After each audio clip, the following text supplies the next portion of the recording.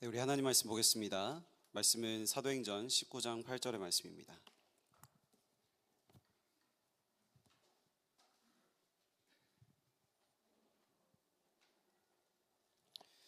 사도행전 19장 8절 말씀 함께 읽겠습니다. 바울이 회당에 들어가 석 달 동안 담대히 하나님 나라에 관하여 강론하며 권면하되. 아멘. 오늘도 예배 자리에 나온 우리 모든 렘넌트들과 전도자들을 환영하고 축복합니다. 우리 옆 사람과 함께 축복하며 인사하겠습니다. 당신은 세계복음화의 주역입니다.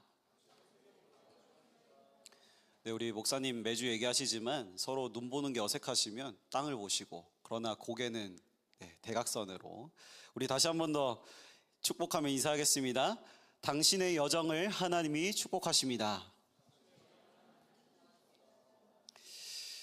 우리 방금 고백한 대로 우리는 세계복음화의 주역이자 우리의 여정은 하나님의 축복 속에 있는 줄 믿습니다.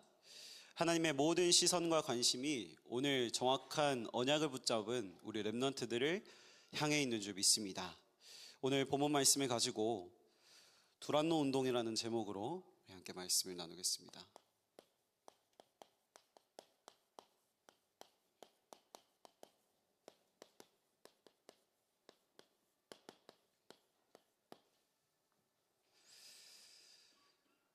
네, 저는 여행을 굉장히 좋아합니다.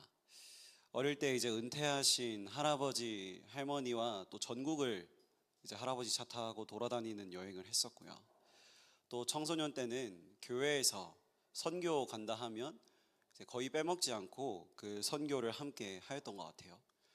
그리고 성인이 되어서는 선교도 나가지만 여러 나라들을 개인적으로 이제 여행하는 시간들을 가졌습니다.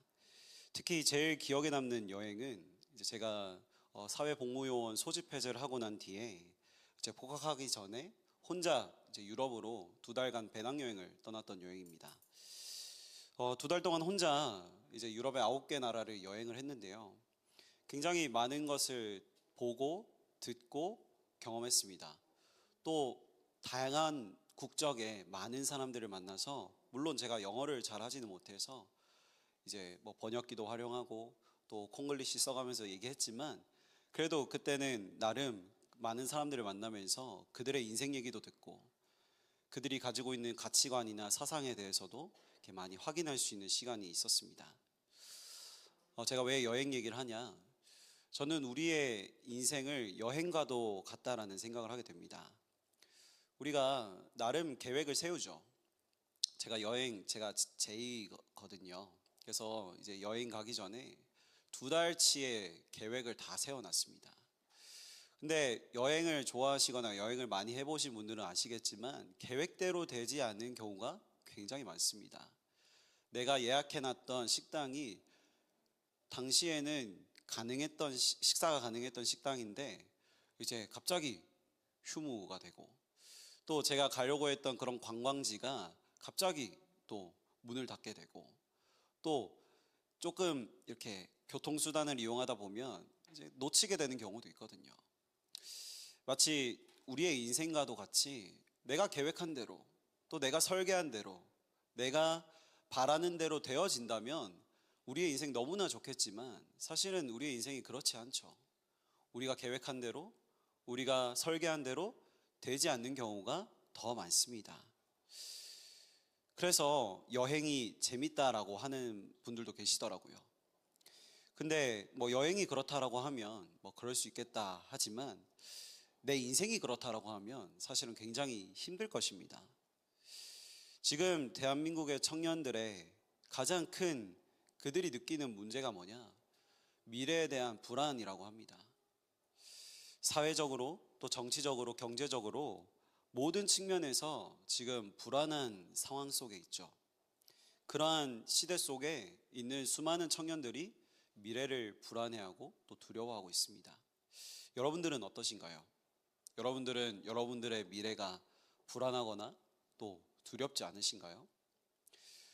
오늘 말씀을 통해서 정확한 믿음과 확신을 회복하는 시간 되시길 바랍니다. 구원받은 하나님의 자녀라는 사실이, 우리를 구원한 예수 그리스도의 보혈의 그 능력이 우리의 과거, 현재, 미래 모든 것을 끝냈음을 확신하는 예배 시간이 되기를 소망합니다.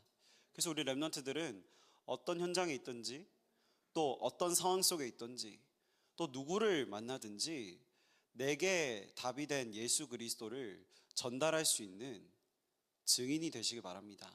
그래서 미래를 불안해하고 과거를 후회하고 오늘을 어렵게 살아가는 모든 여러분들 주변에 많은 친구들과 또 대학생 청년들에게 여러분들에게 답이 된 이 예수 그리스도의 복음을 자신 있게 전달할 만큼 바울이 회복했던 그 나의 복음이 여러분들의 복음이 되는 시간이 되시기를 바랍니다. 그래서 우리가 강단에서 사실은 이제 못 들은 지 오래된 성경에 기록된 복음에 대해서 아니죠. 강단을 통해서 우리가 매주 들었죠. 근데 이제 이 복음이 정리되어 있는 우리가 오늘 구원의 길을 서론에 함께 나누려고 합니다. 우리가 너무 잘 알고 있는 내용이지만요. 오늘 이 시간을 통해서 다시 한 번 더 나를 구원한 이 그리스도의 이 능력이 성경에 기록된 이 복음이 나의 복음으로 확정되어지고 이 복음을 누리는 것이 시작되어지는 시간 되길 바랍니다. 창세기 1장 27절에서 28절에 하나님이 자기의 형상대로 사람을 창조하시고 그리고 모든 것을 정복하고 다스릴 수 있는 축복을 주셨습니다. 그게 원래 인간의 모습이죠.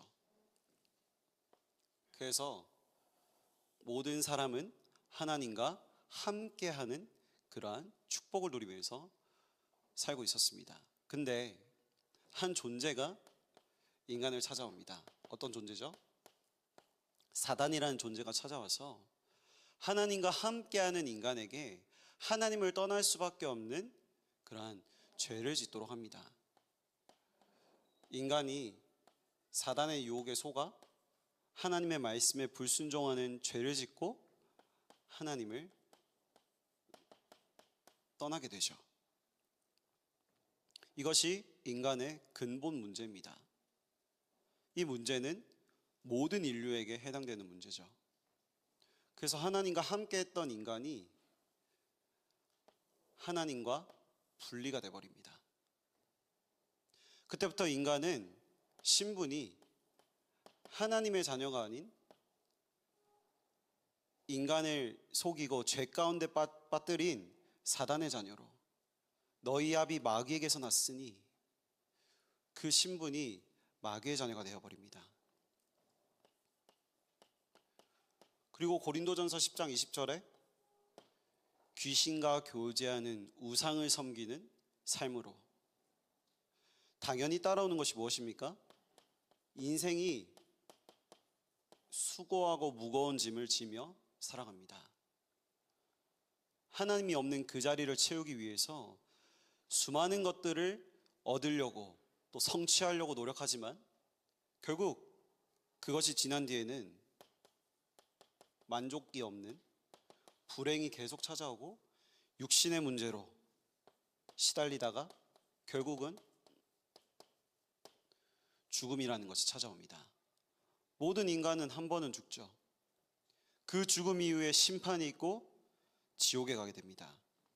근데 거기서 끝나면 다행인데 거기서 끝나지 않고 그 문제가 내 자녀, 내 후대에게 그대로 전달되는 것입니다. 이런 불신자의 상태, 하나님 떠난 자의 상태, 당연히 올 수밖에 없는 저주와 재앙 가운데 있었던 우리가 구원받은 그 증거가 무엇입니까? 범죄하자마자 하나님은 인간에게, 아담과 하와에게 여자의 후손을 보내실 것을 약속하셨습니다. 애굽에 노예되어 있는 이스라엘 백성들에게 피 제사 드리러 가는 그 시간, 그 언약을 붙잡은 그 시간, 노예에서 해방되어지는 출흑암하는 그 언약을 주셨고 완성시키셨죠. 포로되어 있는 이스라엘 백성들에게 보라 처녀가 잉태하여 아들을 낳을 것이요 그의 이름을 임마누엘이라 하라. 오실 그리스도, 구원자이신 그리스도를 예언하시고 그 말씀, 그 예언의 성취로 요한복음 1장 14절에 그 말씀이 육신이 되어 이 땅 가운데 오셨습니다. 그 오신 분이 누구십니까? 바로 베드로의 고백입니다. 예수님은 그리스도이십니다. 바로 예수님이 그리스도로 이 땅 가운데 오신 것입니다. 그 그리스도께서 오셔서 하신 일이 무엇입니까? 인간을 속인 마귀의 머리를 박살내셨습니다. 요한일서 3장 8절에 하나님의 아들이 나타나신 것은 마귀의 일을 멸하려 하심이라. 그래서 인간은 하나님을 절대 만날 수 없는 죄 가운데 빠지게 되었습니다. 그 죄의 문제를, 그 죄의 삭을 대신 지시고 그 모든 죄를 대속하셨습니다. 제사장의 역할을 하셨습니다. 그리고 하나님 떠난 인간에게 하나님 만나는 길을 열어주셨습니다. 그래서 성경은 말합니다. 이 사실을 마음으로 믿어 의에 이르고 입으로 시인하여 구원에 이르느니라. 우리는 전부 이 가운데 있었습니다. 여러분들 모태신앙이라고 이 가운데 없었던 거 아닙니다. 내가 예수를 그리스도로 만나기 전에는 아무리 교회 다니고 말씀을 듣고 예배를 드렸다 해도 다 이곳에 있었습니다. 이 상태 속에 있었습니다. 내가 지금 이 예언된 말씀의 성취로 오신 예수 그리스도를 믿는 믿음이 나를 구원하였고 나를 하나님 자녀로 회복시킨 겁니다. 여러분들에게 그 은혜와 축복이 임했음을 확신하시고, 그래서 날마다 이 복음을 나의 복음으로 묵상하고 누리는 그러한 매일 여러분들의 삶에 이 축복이 있게 되길 바랍니다. 그래서 우리에게 회복된 것이 무엇입니까? 우리의 신분이 바뀌었습니다. 하나님의 자녀로, 마귀의 자녀에서 하나님의 자녀로. 그 신분이 변화되는 순간 고린도전서 3장 16절에 너희는 너희가 하나님의 성전인 것과 하나님의 성령이 너희 안에 거하시는 것을 알지 못하느냐. 성령께서 함께 하시는 그러한 하나님의 전이 되었습니다. 요한복음 14장 6절에 그래서 보혜사 성령, 우리 안에 계시는 그 성령께서 우리의 갈 길을 인도하시고 지도하시고 기도할 수 있는 그러한 은혜를 주셨죠. 그리고 우리가 가는 길에 뱀과 전갈을 밟으며 원수의 모든 능력을 제어할 권능을 주셨습니다. 그리고 우리가 가는 길에 천군 천사가 동원되어지고 우리의 길을 보호하고 지키죠. 우리의 배경은 천국입니다. 그리고 우리는 하나님 부르시는 그날까지 세계복음화하는 인생으로 살아갈 수 있는 이런 신분과 권세와 축복을 얻은 하나님의 자녀인 줄 믿습니다. 그래서 여러분들이 이 복음을 나의 복음으로, 성경이 말하고 있는 이 복음이 나의 복음으로, 그리고 결론 때 잠깐 말씀 나누겠지만 나를 넘어서 현장을 살릴 유일한 복음으로 확신되어지고 확정되어지는 응답의 날이 되시길 바랍니다. 세상에 수많은 복음이 있습니다. 불교가 말하는 복음이 있습니다. 모슬렘이 말하는 복음이 있습니다. 저기 사이비들이 말하는 복음이 있습니다. 근데 성경이 말하고 역사가 말하고 하나님이 우리에게 주신 그 복음이 무엇입니까? 예수가 그리스도라는 이 복음, 여러분들의 복음이 되시길 바랍니다. 이 복음이 여러분들을 넘어 여러분들의 모든 현장에 필요한 복음임을 오늘 깨닫고 확인하게 되시기 바랍니다. 그 이유를, 그 의미를 알았던 바울이, 그렇죠? 우리가 이번 한 달간 바울의 이제 전도와 선교에 대해서 함께 말씀을 나눴는데요. 그 의미와 이유를 알았던 바울은 자신의 모든 것을 다 내려놓고 세계복음화를 향해 나의 지역을 살리고 현장을 살리는 그 전도운동을 위해 모든 것을 드렸습니다. 이번 한 달간 저는 말씀을 듣고 묵상하면서 비록 저는 너무 부족하고 연약한 인간입니다. 내놓을 게 없습니다. 그러나 바울처럼 결단이 되어졌습니다. 내 남은 인생, 전도와 선교를 위해 나의 모든 것을 드려도 아깝지 않을 만한 하나님 믿음과 중심을 가지고 하나님 앞에 쓰임받게 하옵소서. 저는 그런 결단이 되어졌습니다. 특별히 지난 한 달간 또 전교인 전도 캠프, 경기 동남로의 캠프로 인도받으면서 또 개인적으로 현장에서 계속 캠프하면서 무엇을 확인했냐? 현장에 가면 갈수록, 사람들을 만나면 만날수록 복음이 없다. 교회를 다녔는데 복음이 없다. 신앙생활 해봤는데 응답의 기준이 너무 다르다. 다 육신, 나에 빠져 있다. 그래서 현장의 유일한 답이, 모든 사람의 유일한 답이 예수가 그리스도라는 이 복음이라는 사실을 더욱더 저는 확신하게 되었습니다. 이것이 유일하구나. 우리가 오직 해야 될 것이 이거구나. 그래서 오늘 바울이 인도받았던 전도운동의 흐름 속에 하나님은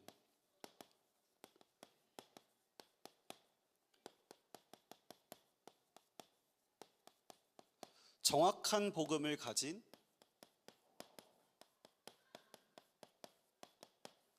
한 사람을 통해 하나님의 일을 행하셨습니다.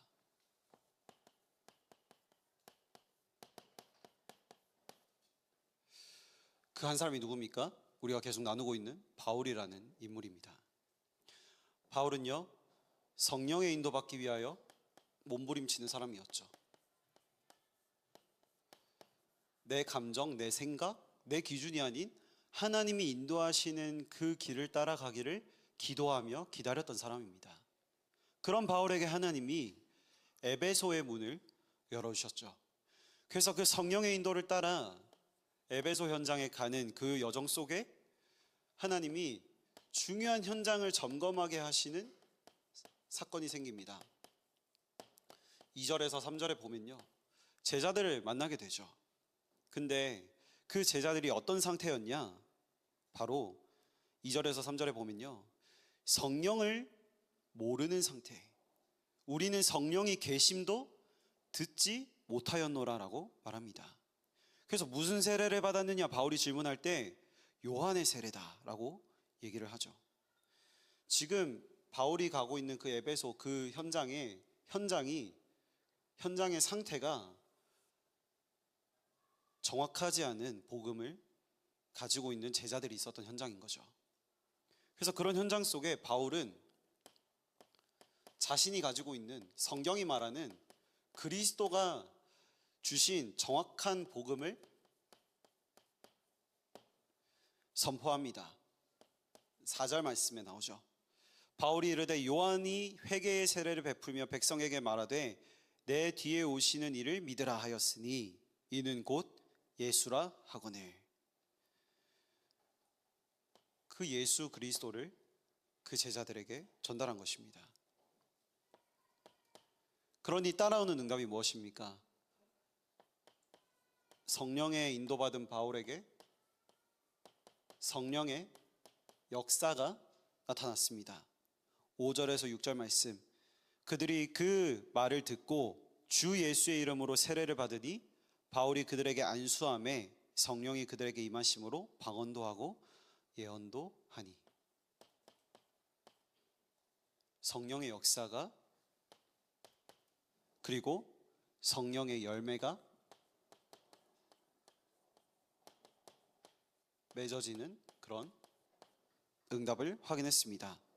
모두 12사람쯤 되니라.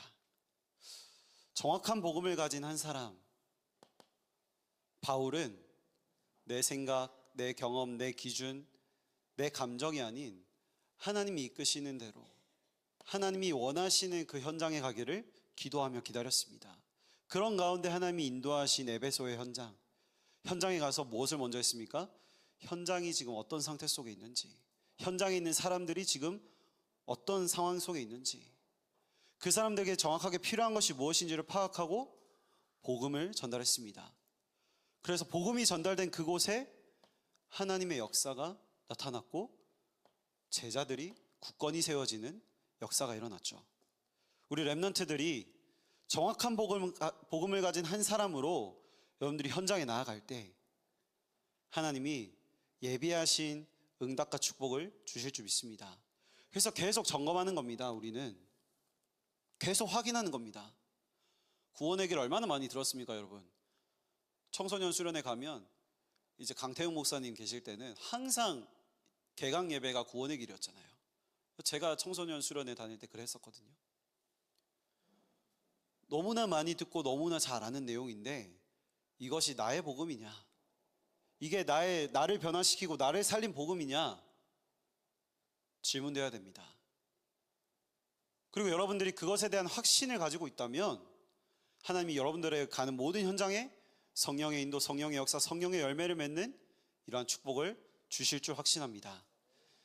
그래서 여러분들이 이 언약을 붙잡고 현장에 간다면, 이 비밀을 누리고 현장에 간다면 바울이 받은 응답을 받게 될 것입니다. 어떤 응답을 받았습니까? 그 현장에서 말씀 운동을 지속할 한 팀이 세워지고 발견되는 것입니다.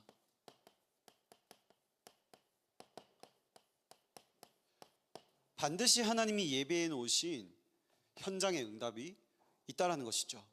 바울은 자신의 규례대로, 바울은 자신만의 그 정해져 있는 하나님 앞에서 세운 그러한 이제 규칙이 있었다는 거죠. 먼저 어디로 들어갔습니까? 그 지역 현장에 회당으로 들어갔습니다. 그리고 그 회당에서 중요한 말씀 운동을 펴니다. 8절에 나오죠.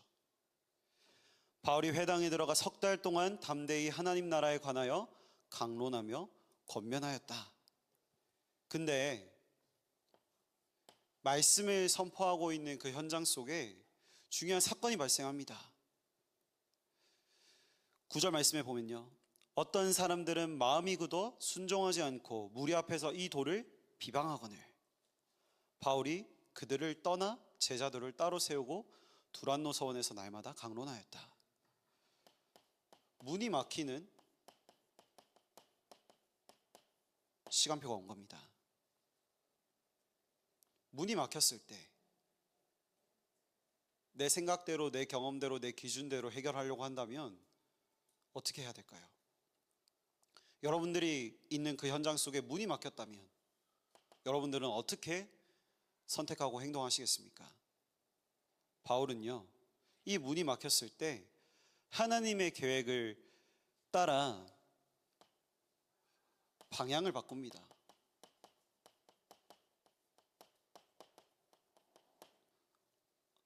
어떻게 바꿉니까? 자신의 사역을 지속할 수 있는 현장으로 나아갑니다. 그게 이제 두란노 서원이죠. 그래서 10절에 이렇게 말합니다. 두 해 동안 그 현장에서 이같이 하니 아시아에 사는 자는 유대인이나 헬라인이나 다 주의 말씀을 듣더라. 하나님이 열어주시는 그 현장에서 자신이 해야 될 그 사역을 지속했습니다. 그 두란노라는 서원에서 지속할 시스템을 세팅한 것입니다. 말씀 운동을 지속할 한 사람을 하나님이 부르셨는데 그 한 사람 바울을 통하여 그 지역에 중요한 한 팀을 하나님은 세우셨습니다. 2달 동안, 또 2년 동안, 석 달 동안, 또 2년 동안 그 현장에서 복음을 전달하면서, 그래서 결국 어떤 응답이 찾아옵니까? 그 지역 자체에 영적 판도가 바뀌는, 영적 판도가 뒤바뀌는 그런 응답이 나타나죠. 에베소라는 지역이 완전히 변화되게 됩니다.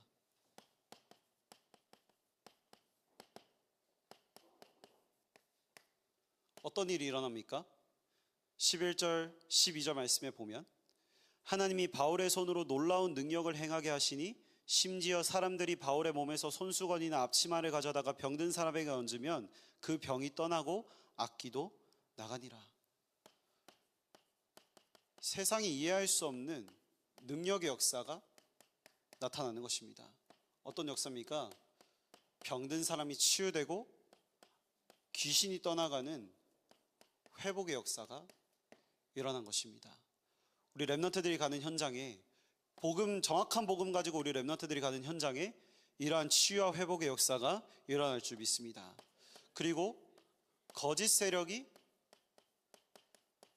들통나고 정확한 증거가 확인됩니다. 내가 바울도 알고 내가 예수도 아는데 너희는 누구냐? 오히려 그 거짓 세력, 모방하는 그 사람들에게 귀신이 더욱더 강하게 역사하는 그러한 현장이 이제 나오죠. 그러니 더 확실해지는 겁니다. 그 에베소 지역에 있는 사람들이 보고 더 확신하는 겁니다. 아, 바울이 말하는 이 예수 그리스도의 이 복음이 진짜구나. 그래서 그 지역이 전체가 회개하고 변화되어지는 역사가 일어납니다. 모든 우상을 버리는 그러한 일이 일어나죠. 결국 지역 복음화에, 그 에베소 지역의 복음화에 응답이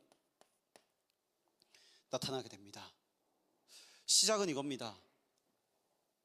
정확한 복음을 가진 한 사람.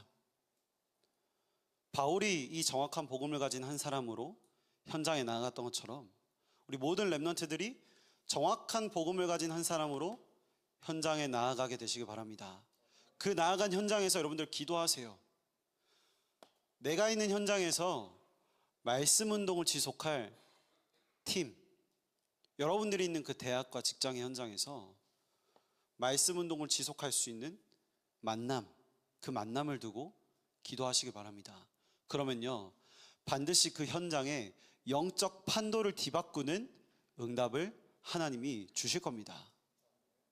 이것이 성령의 인도, 성령의 역사, 성령의 열매를 체험하는 삶캠프입니다. 먼저 다시 한 번 더 강조합니다. 확신하시고 믿으시기 바랍니다.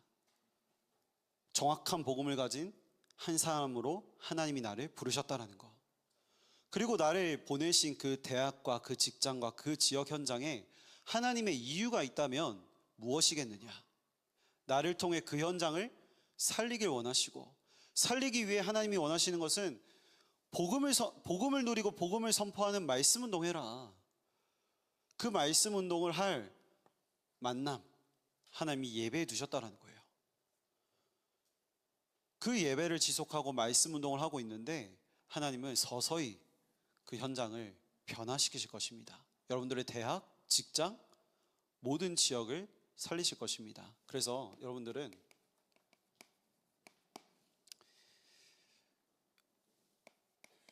하나님이 여러분들에게 주신 정체성을 반드시 기억하시길 바랍니다. 여러분들은 이 시대에 복음 가진 남은 자 렘넌트입니다. 그리고 여러분들은 그 복음을 현장에 전달할 전도자입니다. 그래서요, 이런 표현이 조금 맞는지 모르겠지만 저는 그렇게 생각합니다. 복음을 가진 남은 자의 수준을 넘어 그 복음을 전달하는 전도자가 되시기 바랍니다. 그 복음을 전달하는 전도자로. 그래서 반드시 우리 렘넌트들은 나를 넘어서야 돼요. 찬양도 있잖아요. 나를 넘어서야 됩니다. 나의 한계, 나의 수준 뛰어넘어야 됩니다. 그래서 서론에 왜 구원의 길을 나눴냐? 나를 넘어설 수 있는 가장 시작이 뭐냐? 복음을 나의 것으로 확립하는 겁니다. 왜요? 현장에 필요한 것은요, 내 지식, 내 돈, 내 힘이 아니에요. 여러분들보다 훨씬 돈 많은 사람들 널리고 널렸죠. 여러분들보다 대단한 사람들 너무나 많습니다. 여러분들이 가진 걸로 세상을 바꿀 수 있겠습니까?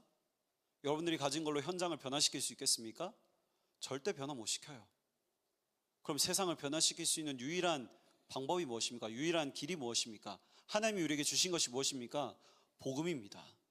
그러면 우리가 우리의 경쟁력이 뭐가 돼야 될까요? 우리의 능력이 뭐가 돼야 될까요?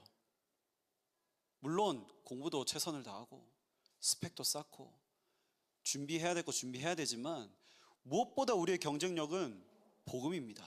그래서 여러분들, 나를 넘어서는 그 응답이 뭐냐? 복음을 확실하게 해라. 성경이 말하고 우리 강단이 말하는 이 예수가 그리스도라는 이 복음을 확실히 해라. 이 복음의 정확한 결론을 내려라. 그래서 불신자 상태에 있었던 나의 수준을 넘어서는 그러한 응답을 받아라. 그러한 나를 넘어서는 응답 속에 약간의 미션입니다. 여러분들의 지역이 있습니다. 그렇죠? 어떤 지역입니까? 여러분들 가정이 있는 지역, 여러분들 대학이 있는 지역, 여러분들 직장이 있는 지역이 있습니다. 그렇죠? 캠프의 시작입니다. 성령의 인도받는 시작입니다. 무엇이냐? 내가 있는 그 지역을 분석하는 겁니다. 제가 아까 찬양팀 모임할 때 물어봤어요. 혹시 너가 다니고 있는 대학이 어떤 배경 속에서 설립이 되었고 그 대학이 있는 지역이 어떤 지역인지를 아냐? 물어봤습니다. 다 모르더라고요. 최소한 내가 다니고 있는 대학이 어떤 대학인지, 또 그 대학에 있는 지역이 어떤 지역인지를 알아야, 그렇죠? 마음에 담기지 않겠습니까? 여러분들이 살려야 될 그 영적 판도를 뒤바꿀 현장이 어떤 현장인지를 알아야, 그렇죠? 여러분들이 가진 정확한 복음을 전달하는데 중요한 시작이 되겠죠. 그래서 여러분들이 있는 그 대학, 직장, 가정 한번 분석해 보세요. 또 그 지역을 한번 확인해 보시기 바랍니다. 어떤 배경을 가지고 있고 또 그 지역의 흐름이 어떤 흐름이 있는지, 그리고 어떤 종교들이 있는지, 또 사람들의 상태는 어떤지 한번 공부해 보세요. 인터넷도 활용해 보시고 직접 다녀보면서 사람들과 대화도 가능하면 해보시고. 그래서 어떻게 보면 캠프의 시작입니다. 광주 지역에 캠프를 들어갔습니다. 지난 한 달간. 광주 지역 그 공설 운동장 있는 그 건너편 지역으로 매주 캠프를 들어갔습니다. 현장 분석 하라고 하셔서 현장 분석했습니다. 그 지역에 744이 있거든요. 중턱에 744가 있습니다. 그 지역에 도심에 법광사가 있습니다. 그리고 약사사가 있어요. 그러고 보니 그 지역의 사람들을 만나서 대화해 보면 대부분 이제 절에 다니고 있거나 이제 불자예요. 영적 흐름입니다. 그 지역에, 이 광주 지역에 현장을 분석하는 거죠. 사람들 만나서 대화해 보면 사실 굉장히 삶이 힘듭니다. 요즘 다 그렇다 하지만 특히 삶이 굉장히 힘들고 사업도 잘 안 되고 어려운 상황 속에 계세요. 그게 그 지역의, 광주 지역의 영적 흐름이고 배경입니다. 분석하는 거예요. 아, 이런 현장에 우리 교회가 있구나. 이런 지역에 우리 교회가 있구나. 여러분들 가정, 여러분들 대학, 여러분들 직장의 그 지역을 분석하는 겁니다. 아, 이런 배경과 이런 현장 속에 내가 다닌 학교가 있구나. 그러면 여기서 뭐가 나오냐? 현장에 필요한 메시지가 나오게 돼 있어요. 이게 뭔 말입니까? 이 내용을 가지고 현장에 필요한 메시지가 나온다니까요. 구원의 길 안에 그 현장에 필요한 메시지가 들어 있습니다. 그렇게 메시지를 준비하는 겁니다. 그 메시지를 여러분들이 누리고 묵상하고 있는 겁니다. 그 기도 속에 있을 때 하나님이 그 현장에 중요한 만남을 허락하실 겁니다. 그러면 그 문을 통해 들어가면 되는 겁니다. 제가 시간이 많이 없어서 이제 짧게 여러분들께 말씀을 드리는데요. 그래서 바울이 인도받았던 전도운동, 바울이 확인했던 세계복음화의 중요한 하나님이 하시는 역사가 우리와 먼 게 아닙니다. 굉장히 가깝습니다. 우리는 이 흐름 속에 있기 때문에 조금만 우리가 관심을 가지고 또 중심을 가지고 하나님 앞에 뜻을 정하고 기도하고 인도받으면 하나님이 여러분들에게 보여주시고 여러분들에게 확인케 하실 겁니다. 그래서 여러분들이 바울이 인도받았던 세계복음화의 그 여정 속에 나의 인생이 있음을 알고 여러분들의 세계복음화를 하나님이 여러분들을 통해 하신다는 사실을 확신하는 가운데 이번 한 주간도 세계복음화의 축복을 누리는 응답의 한 주간이 되시길 바랍니다. 특별히 고난주간입니다. 또 다음 주는 부활주일이죠. 사실 구원의 길을 묵상하면 묵상할수록 현장도 많이 생각나지만 결국 나를 위해 십자가 지신 그리스도, 그 하나님의 사랑과 하나님의 은혜가 저는 계속 묵상이 되더라고요. 이번 한 주간 그 그리스도의 사랑과 은혜를 풍성히 누리시는 한 주간이 되시기를 바랍니다. 우리 함께 찬양하겠습니다.